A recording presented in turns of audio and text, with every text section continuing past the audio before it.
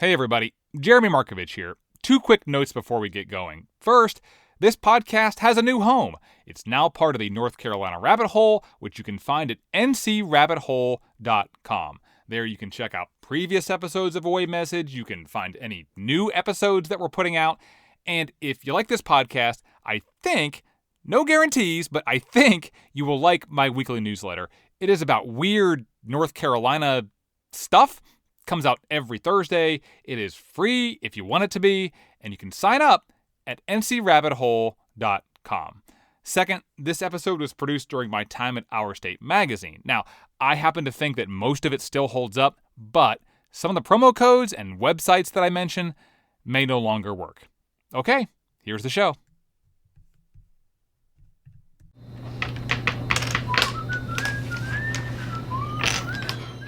When I was talking to some guys playing dominoes on Knott's Island, up in the northeast corner of North Carolina, a guy named William Byrd kept coming up in conversation. If Byrd had to put the line where it was supposed to be, we'd be in Virginia.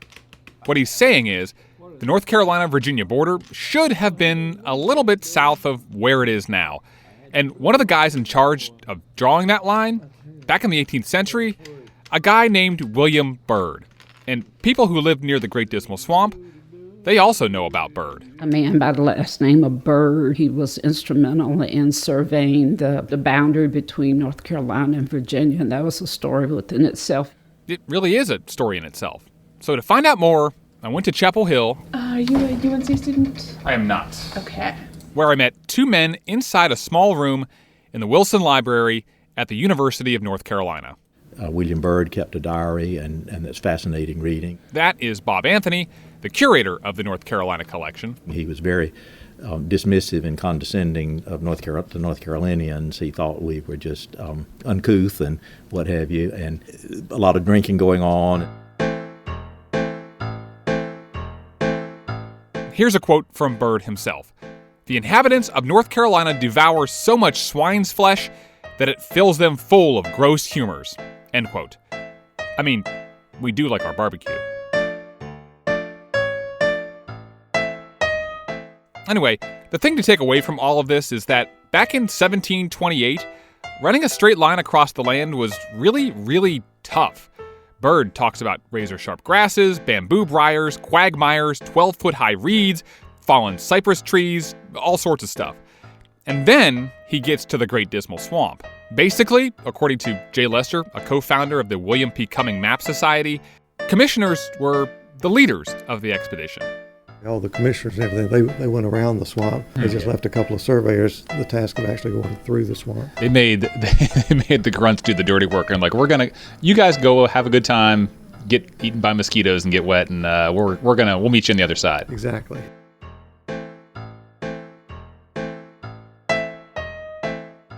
And here's the amazing thing about all of this. Despite the primitive equipment, despite the booze and the insects and the sinking ground and the sharp grass, Byrd and the people who came after him pretty much drew a straight line in pretty much the right place. When you look at it on the map, there is only one little course correction where the line hits the Chowan River and runs south for about a half mile and then runs west again. They were not going to go and resurvey because they would have to go through the Dismal Swamp again, and they just were absolutely not to do that.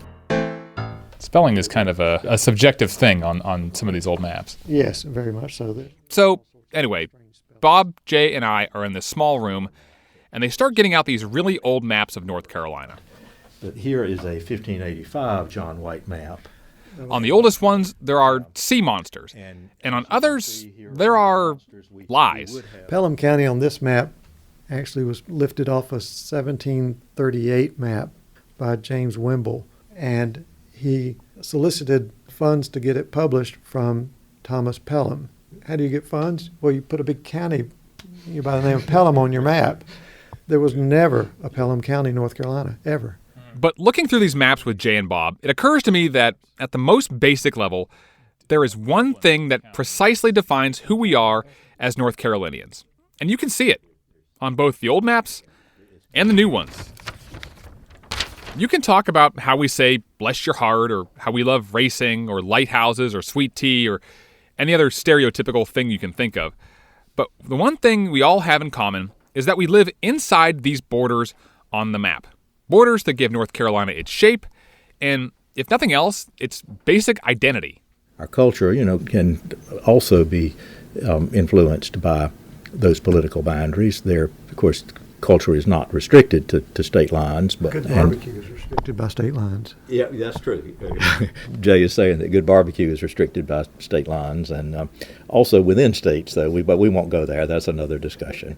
So today, we're going to take a bunch of trips to take a really close look at our borders, about how the shape of our state was defined, really, by the remoteness of its territory, about how North Carolina should, in theory, look much different than it actually does, and about how the debate over where the border actually is still continues to this day.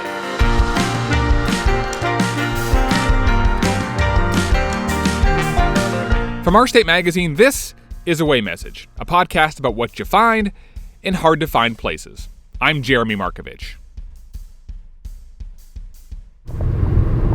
In a half mile, turn left. So, I wanted to go to a remote spot that's remote because of the border. So I drove west, as far west as I could get in this state. It's about 2 miles off of the main road. This spot is a half hour west of the westernmost town in the state, Murphy. It is 500 miles west of the easternmost point in the state, which is in Rodanthe, North Carolina, on the Outer Banks. This is it. To get there, I actually have to drive into Georgia. Hey, how are you? It is. And there, about 20 feet from the Georgia-North Carolina border, I meet A.D. Patterson and his wife Shirley. Give me a hug anyway, then. You're a nice-looking guy. Oh, thank you. You really are. And to give you a little idea of where we are, I am in a valley surrounded by green hills. There's a little wooden house that A.D. built by himself back in 1951.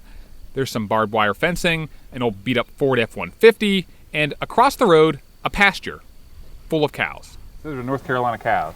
Yeah. They're supposed to be, yeah. And then we got some Georgia cows out here. Got mine young, yeah. A.D. cranks up the pickup truck, and we set off on a much shorter drive. I have to keep this gate closed on account of my cows to get out. Oh, yeah. To a point about 600 feet from the road. Now we'll just walk right straight out here to the line. For the last little bit, we get out and walk to the edge of some woods, underneath some pines and hickory trees. The ground is grassy and uneven. You okay? Yeah, I'm fine. How about that? Hung my foot in that pine knot. And then we arrive at the spot where two fences meet. It's right there. That's it. That's it right in here. Oh, look at that. See that brash thing? Yeah. That's it. So this is the corner. North Carolina. And here, I am standing on the westernmost point of North Carolina. So we're all in 3 states right here. North Carolina, Tennessee, and North Georgia. That's how, real simple it is. Yeah. I put my foot on here, so yeah. So literally my big toe is in Georgia, my little toe is in Tennessee, my heel, North Carolina. Go Heels. There's a little brass disc that marks the exact spot where Tennessee, Georgia, and North Carolina meet. A.D. has actually painted a rock showing which state is where. Otherwise, you can't really tell which is which. Admittedly, though, there's not much else here. So who comes out here and sees this other than me? Everybody. They come in here by flocks, there's buses and motorcycles. But that's but this in the last few years has got interesting to people. Used to just like an old dead tree up here in the forest. Nobody knows where it's at. Nobody give a hoot. It's just, yeah, it's up there. They come up here and couldn't find it. They come from everywhere. A.D. tells me about the guy who works for NASA in Pasadena, California. Pasadena, California, and he was what was his name? He's come here more than a dozen times. He even sends the Pattersons Christmas cards. So how often do people actually come up here and check on this or come and knock on your door or whatever? There's somebody here about at least twice a week or once a week, be 2 or 3. Huh. And So once a week somebody comes to look at this? Yeah, they come down in here and come through here.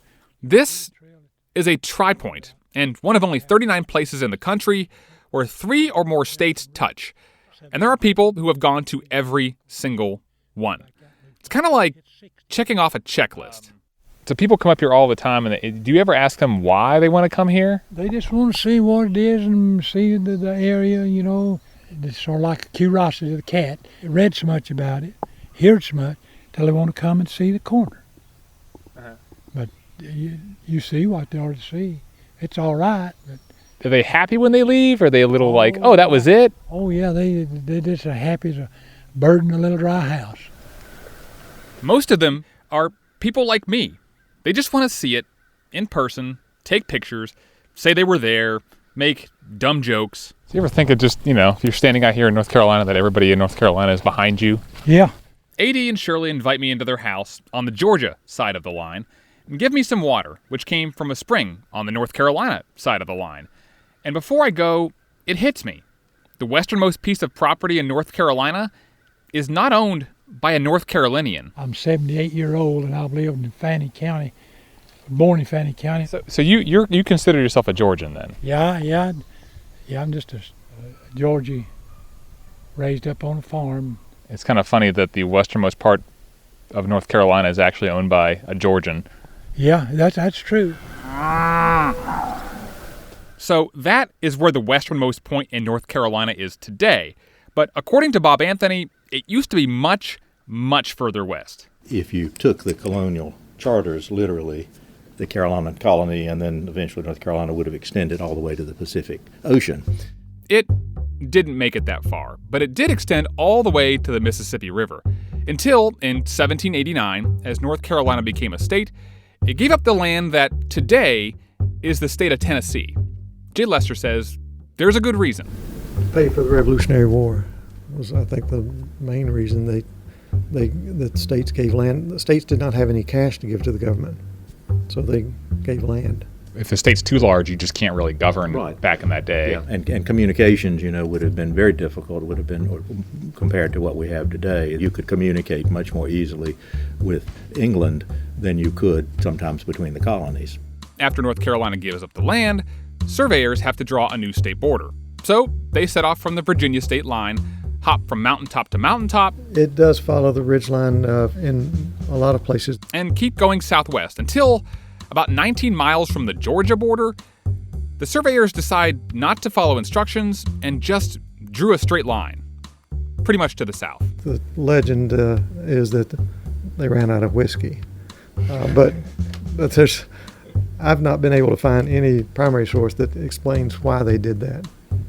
They may have been out of food, I don't know. And they finally stopped on that spot that is now marked by a disc in the woods near A.D. Patterson's farm. But you've seen toward the last piece of property in North Carolina. To this point, we've explained how the Virginia border came to be, along with the Tennessee state line. But the South Carolina border, that is a whole nother story. It looks nothing like it was supposed to look. And a dispute over where the state line actually is was only settled this year, with several people who thought they lived in one state now actually living in another. We'll explain how it all happened when we come back.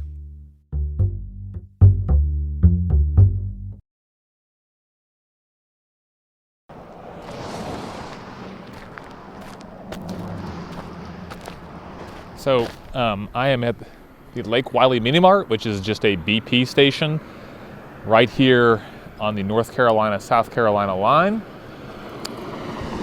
And there's a lot of cars and trucks going by.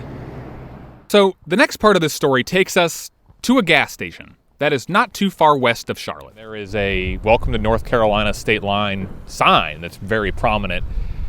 And I also see State Line Road. And what I'm looking for now is any kind of marker on the ground or something that shows me what state I am currently in, because I am not 100% sure. Okay, I totally understand that borders are actually invisible, but here, something strange has happened. The state line in this spot is not where most people thought it was. In fact, the sign that marks the state line now marks the wrong spot. Road crews hadn't moved it yet, so that much I knew. What I didn't know, and what everybody else I met here didn't know, is exactly where the state line is today. Tell me your name again. Vladimir Lynch. What you got cooking today? I got some chicken wings, and a few ribs, and a little bit of pork. It smells good. Thank you. So you are in North Carolina right now. Yes, sir. I mean, as far as I assume we're in South Carolina. Yeah, we're in South Carolina. That little straightaway right there. Yeah. I think that's where the line ends and begins for North and South. Wait, it did, and then it moved. Okay. Well, see, I don't know anything about that. You know what I'm saying? I never knew that. I don't know. I know that I live in this neighborhood, and half of the neighborhood is North Carolina now, and half of it is South Carolina. Oh, yeah? And this store now is now North Carolina. Yeah. But nobody knows where the line is exactly? Not that I know of. What you want to know? What do I want to know? I want to know where it is. State line? Yeah. You in state line? I'm on the state line, but where is the actual line? I'm like you. I'm like lost on that. I mean, everybody at this gas station seems to be talking about it. What were you just talking about? About the line that comes through here, the North Carolina line and South Carolina line. I'm sitting out here trying to figure it out. Figure it out. I'm not getting any straight answers, so I call for backup, and that call goes to voicemail. Sorry, Jeremy Thompson is not available. But no worries. A week later, I actually meet Gary in person. I'm Gary Thompson. I'm chief of the North Carolina Geodetic Survey, and I'm also the chair of the North Carolina Boundary Commission. And he clears something up for me. The state line, he says, didn't actually move. The North Carolina Constitution actually states that the border cannot move. But it was just that, for years, people thought the border was in a place where it wasn't supposed to be. I keep on hearing you say the word reestablish and not move. So why do you choose the word reestablish? Because by law, our job was to put the boundary back where its original location. So, to know why there's confusion over this, you have to know about how the border between the Carolinas was originally drawn. Up until the 1990s, most of the North and South Carolina border was still in incredibly remote places. That is Steve Kelly, a former American diplomat who is now a visiting professor at Duke University and teaches a class on borders. Basically, the North and South Carolina border was supposed to be simple.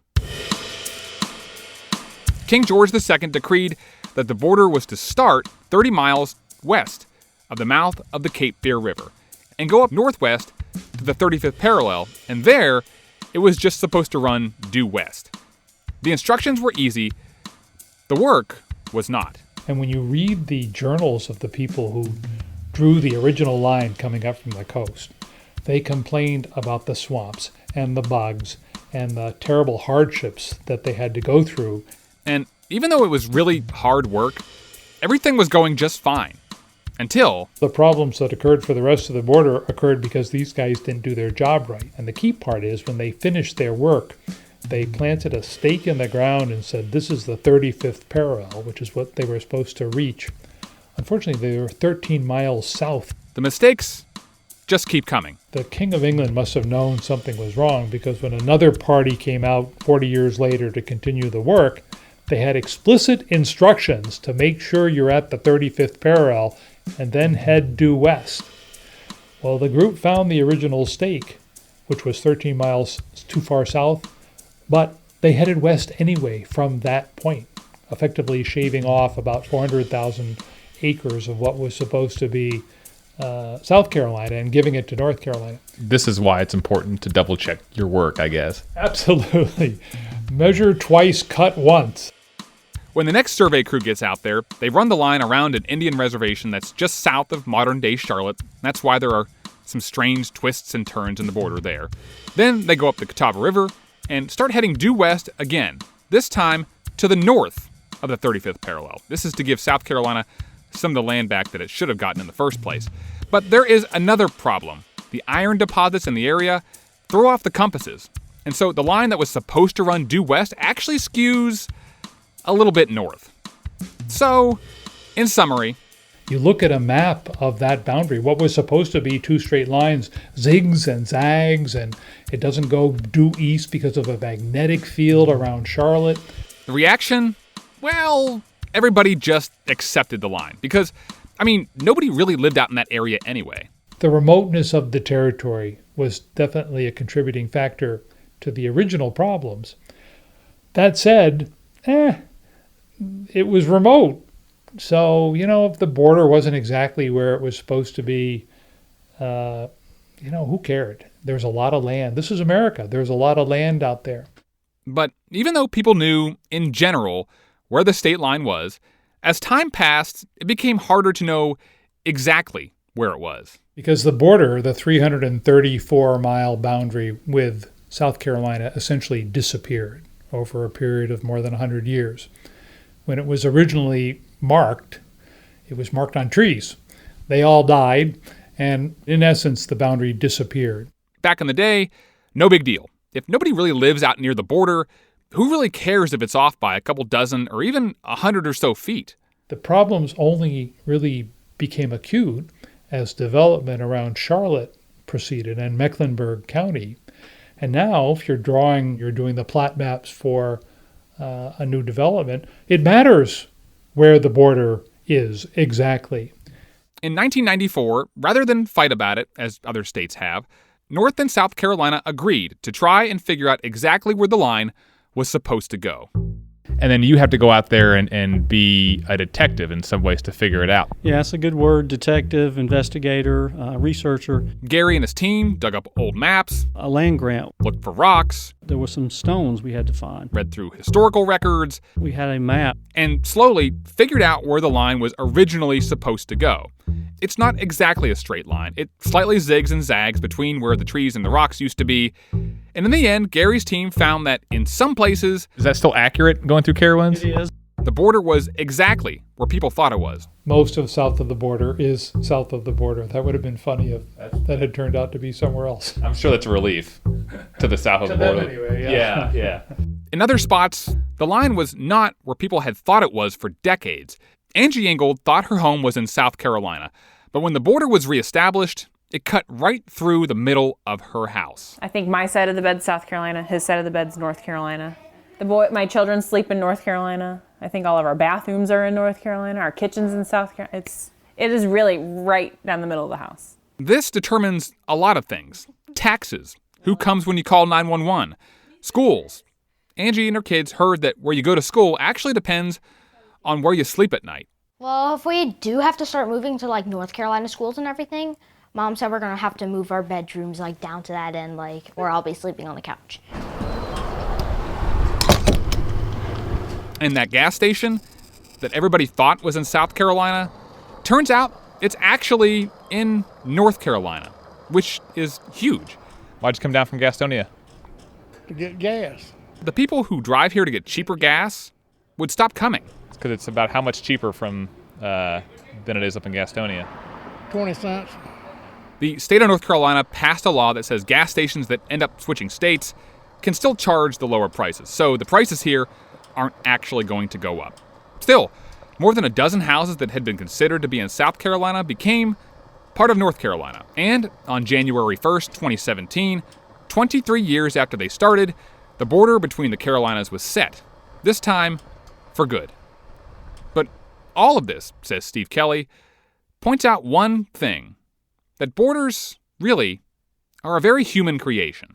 What I love about this North and South Carolina case is it shows how imperfect borders are.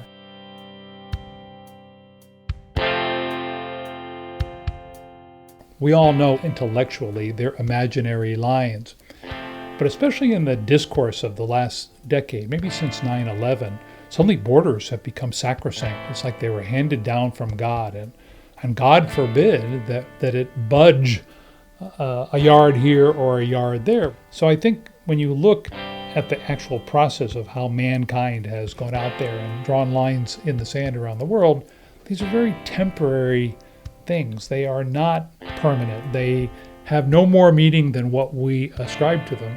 Borders are the scars of history. But at the end of the day, let's remember, they're still imaginary lines. And when you see how imperfect their creation is, it gives you a slightly more relaxed approach to looking at them today.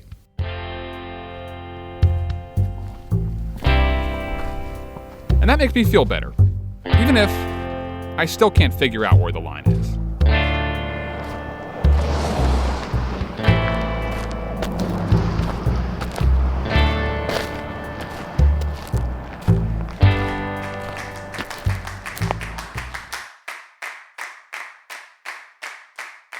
On the next episode of Away Message, this is now the part where I usually tell you what's coming up, but the truth is, we actually haven't finished yet.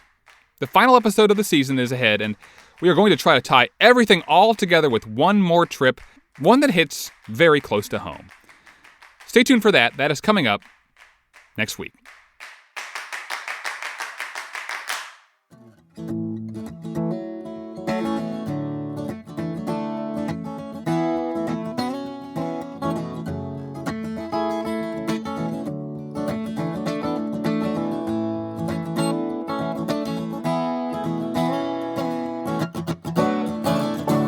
I was raised within the sound of the interstate. At the back of my mind, I was always moving away to a place I imagined that I'd find more of myself, more peace of mind.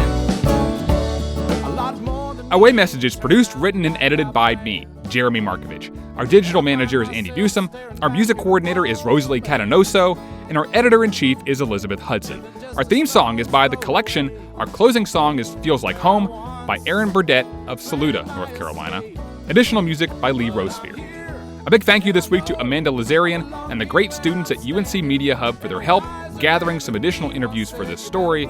And if you're a cartography geek like me and you want to see some of those old maps we talked about in this episode, we have a link to the Carolina Collection under this episode on our website, away.ourstate.com.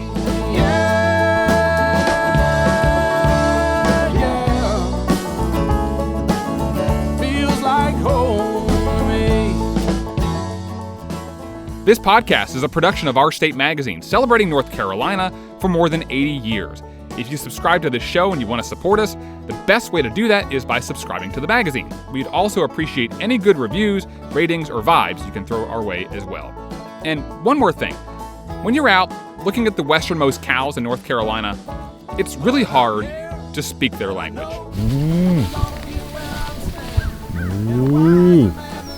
Apparently saying moo to a cow does not get the cow to move back. Lesson learned. We're heading back out to one more remote part of North Carolina. We'll see you again right here next Thursday.